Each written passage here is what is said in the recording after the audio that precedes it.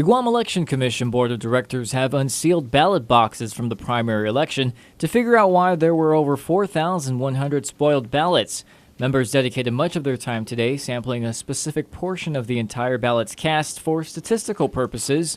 Executive Director John Blas says they are inspecting the ballots for crossover votes by selecting the top 7 precincts that had the highest rate of spoiled ballots. From there, officials are breaking down the ballots into 3 to 4 different categories to figure out where the crossovers occurred. This is basically a fact-finding mission to extract statistics, data from these ballots, and of course, the statistics will be what were the reasons for those high number of crossovers. Of course, they're not going to locate those 4,150 crossovers. They're just going to kind of get a sample, and that's why they've identified certain precincts to look at where it appears in our tabulation that they turned out as high crossovers in those precincts. Right. Blas says analyzing the reasons why the spoiled ballots happened will in no way affect the general election or certification of the primary election results.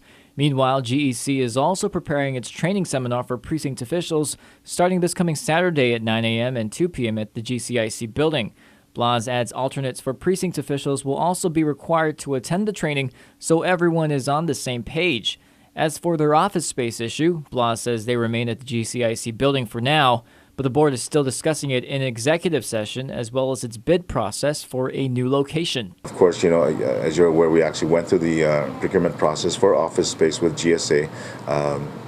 At this point, that review process is still going on. I will, of course, eventually have the opportunity to, should there be a potential awardee, to actually review the response and also determine if the bids are, the response is in compliance with our request.